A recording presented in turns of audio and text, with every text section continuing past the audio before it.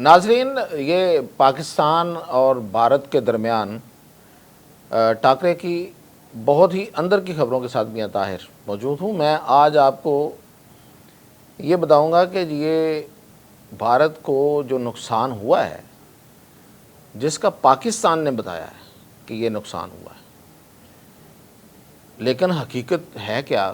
نقصان کیا ہوا بھی ہے یا نہیں ہوا؟ کیا اس سے زیادہ ہوا ہے؟ ایک تو بات یہ، دوسرا یہ کہ بھارت کا جو مودی ہے وہ کسی ایک پلیٹ فارم پہ ہارا ہے یا کسی اور بڑے پلیٹ فارم پہ بھی ہار گیا ہے؟ یہ کیا کہانی ہے کہ اس نے صرف یہ جنگ نہیں ہاری، کوئی اور بڑی جگہ سے، ایک بڑے پلیٹ فارم سے اس کو ایک شکست ہوئی ہے، بلکہ وہ کہتے ہیں نا نوز ڈاؤن شکست ہوئی ہے، وہ زمین پہ آ لگا ہے۔ تو وہ کیا ہے؟ اور یہ کہ یہ جو مودی کا ابھی لیٹسٹ آج کا ایڈریس ہے، اس کے پیچھے ایک سٹرکچر کھڑا ہے، وہ کیا ہے؟ وہ تو تباہ نہیں ہوا، تو اس کا تو دعویٰ کیا گیا تھا یہ تباہ ہوا ہے، تو اصل میں یہ سٹرکچر کیا ہے؟ یہ واقعی تباہ نہیں ہوا؟ تو یہ ساری باتیں میں آپ کو بتاؤں گا آج کی ویڈیو میں۔ تو سب سے پہلے تو یہ کہ مودی کا بھارت کا جتنا نقصان ہوا پاکستان کے ساتھ جڑپ میں، دنیا اس کو پتہ کس انداز میں لے رہی ہے؟ دنیا اس کو کہہ رہی ہے کہ ورلڈ وار 2 کے بعد جدید ترین ہتھیاروں کی جو جنگ ہے وہ شاید یہ تھی۔ بڑی مختصر جنگ ہوئی، لیکن جدید ترین ہتھیاروں کی جنگ ہوئی، اور ایک بڑی انویسٹمنٹ جو تھی، جو ڈیفنس انویسٹمنٹ ہے، وہ اس کا امتحان ہو گیا۔ اچھا، اب کوئی لوگ کہیں گے کہ نہیں، اس دوران تو ابھی ایک جنگ جاری ہے یوکرین اور رشیا کی، اور وہ وہاں کیا جدید ترین نہیں ہو رہے؟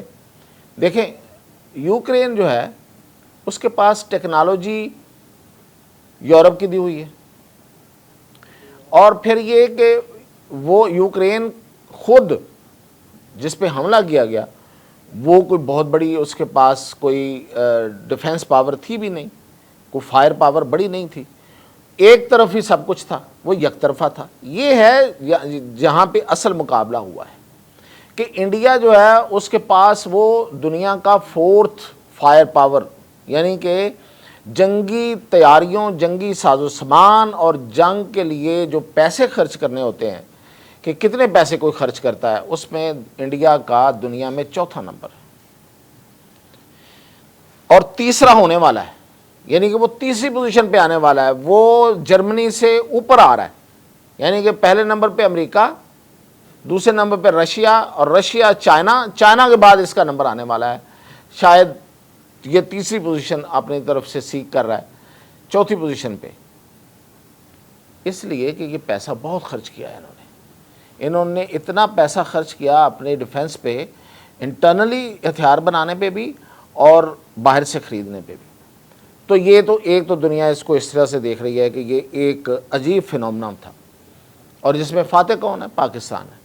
اور دوسرا یہ کہ یہ جو پاکستان نے جو نقصان بتایا ہے نا اب تک، آپ جو ہمارے ملٹری کے جو لوگ ہیں ان کی زبان سے جو سن رہے ہیں، یہ 50% ہے جو یہ بتا رہے ہیں، اور یہ 100% نہیں بتا رہے۔ اور کیوں نہیں بتا رہے اس کی ریزن میں بتاتا ہوں آپ کو۔ اس کا نقصان اس سے کہیں زیادہ ہوا ہے۔ اب تک یہ اندازہ لگایا گیا کہ کوئی $1.5 ارب کا یا 1.5 سے $2.25 ارب کا نہیں، اس اصل میں جو انڈیا کا نقصان، اب میں آپ کو اگر ڈیجٹس میں بتاؤں تو وہ $300 to $400 کا نقصان ہوا ہے، 300 سے 400 ارب ڈالر، 300 سے 400 ارب ڈالر کا نقصان ہوا ہے، یعنی کہ 1.5 سے 200 ارب ڈالر کا نہیں ہوا، اس سے کہیں زیادہ ہوا ہے۔ اچھا، اب سوال یہ پیدا ہوتا ہے کہ میں یہ دعویٰ کیوں کر رہا ہوں اور حکومت کیوں نہیں بتا رہی؟ اس کو تو بتانا چاہیے تھا۔ اس کی بہت سی ریزنز ہیں۔ اس کی ریزنز یہ ہیں کہ یہ جو فوری طور پہ امریکہ بیچ میں گھس گیا، اور اس نے آگے جو صلح صفائی کروائی ہے تو اس میں بیک گراؤنڈ پہ یہ ایک مطالبہ تھا انڈیا کا. آپ کو پتہ ہے کہ امریکہ کو انڈیا نے ریکویسٹ کی ہے مودی نے کہ یہ رکوائیں گے. تو اس دوران مودی نے پھر یہ مطالبہ رکھا کہ ہمارے ڈیمیجز جو ہیں وہ پورے نہ بتائے جائیں. اس میں آپ کو پتہ ہے نا کہ ایئر فورس والے نے یہ بھی کہا ہے کہ ہم نے چھٹا جہاز بھی گرایا تھا لیکن اس کا ملبہ نہیں مل رہا. وہ چھٹا جہاز وہی تھا جس کا ملبہ اور بھی کچھ اس کا پاکستان میں آ گیا تھا، لیکن وہ اس معاہدے اور باقی بہت ساری چیزیں، اور اس لیے چھوڑ دیا گیا کہ بھئی ہم کیوں بتائیں کہ آپ کے ملک میں کیا ہوا ہے، ہم نے جتنا کیا ہم اتنا بتا دیتے ہیں، اور باقی جو ہے وہ پھر اس کی فوج، اس کی عوام اور باقی لوگ جانے. مطلب نقصان ہم کوئی اوپر سے جا کے، مطلب تاثر یہی تھا کہ ہم اوپر سے جا کے دیکھ کے آپ کو ہم کیوں بتائیں، مطلب وہاں کے لوگ دیکھیں. وہ اصل میں یہ معاہدے کے درمیان یہ چیزیں چھپ گئی. نقصان جتنا ہوا وہ 50% سے جتنا بتایا جا رہا اس سے 50% زیادہ ہوا ہے. اتنا بڑا نقصان ہوا ہے. دوسری بات میں آپ کو بتا رہا تھا کہ مودی نے آج جو وہاں پہ کھڑا تھا اور اس نے اپنے پیچھے ایک سٹرکچر کیا ہوا تھا، اس نے تو نہیں کیا تھا، اس کے پی آر ٹیم نے اور فوجیوں نے کر کے اس کو کھڑا کر کے دیا تھا. وہ بیسیکلی کیا شو آف تھا. وہ شو آف یہ تھا کہ یہ جو پیچھے سسٹم کھڑا ہے یہ تو S-400 ہے، تو کون سا سسٹم تباہ ہوا ہے، یہ ہے وہ سسٹم. تو حقیقت اصل میں ہے کیا؟ حقیقت یہ ہے کہ انہوں نے S-400 اور اس کا بیک اپ بھی لیا ہوا تھا. پیسے خرچ کرنے میں انڈیا شیر ہے، نو ڈاؤٹ، بہت پیسہ خرچ کرتا ہے وہ ڈیفنس پہ. S-400 جو رشین ڈیفنس سسٹم ہے وہ بہت زیادہ مہنگا دنیا کا اس وقت، اور اس کو جدید ترین مانا جا رہا تھا. تو وہ مہنگا جب بہت مہنگا تھا اس وقت لیا تھا انہوں نے، اور اس کا بیک اپ بھی لیا ہوا تھا. اب جو یہ آپریٹ کر رہے تھے وہ تو ہو گیا تباہ. اب اس کا تباہ ہونے کا مطلب کیا ہوتا ہے؟ اس کے تباہ ہونے کا مطلب ہوتا ہے کہ اس کی جو کیپیبلٹی والے جو انسٹرومنٹس ہیں وہ تباہ ہو گئے.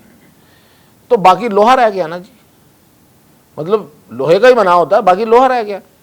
اور پھر یہ کہ بیک اپ والا بھی موجود تھا. اب یہ جب 400 تباہ ہوا ہے تو انہوں نے بیک اپ جو ان کا سسٹم تھا S-400 کا، اس کو آن کرنے کی کوشش کی. یہ اسی وقت کی بات ہے کہ جب پاکستان نے اس کو تباہ کیا تو انہوں نے پھر سوچا کہ ہم بیک اپ والا آن کرتے ہیں.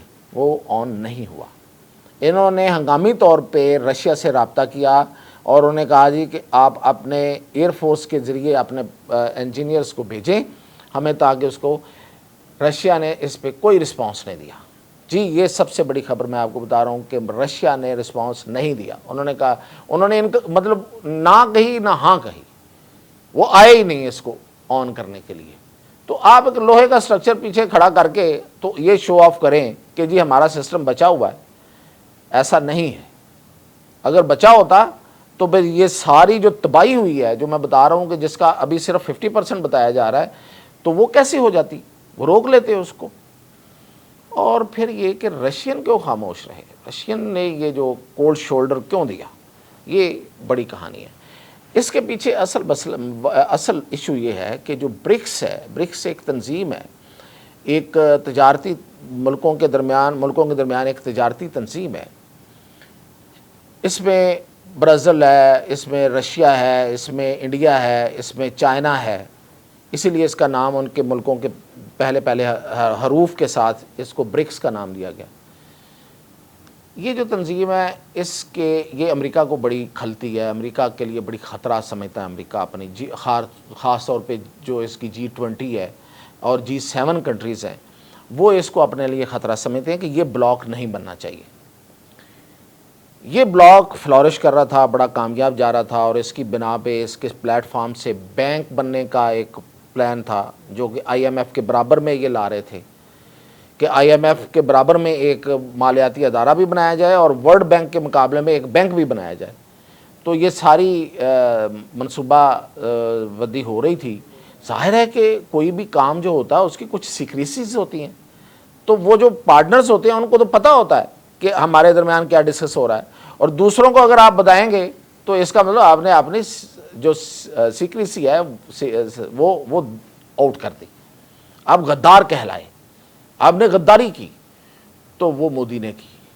مودی نے برکس تنظیم کی بہت سی باتیں امریکہ کو بتا دی جا کے, صرف اس کی خوشنودی حاصل کرنے کے لیے, صرف ٹرمپ کی قربت حاصل کرنے کے لیے. اسے پتا ہے کہ ٹرمپ کو کون اٹریکٹ کرتی ہے, وہ بزنس کرتا ہے, اس نے اس کو بتا دیا. اس وجہ سے رشیا اس سے بہت ناراض ہے.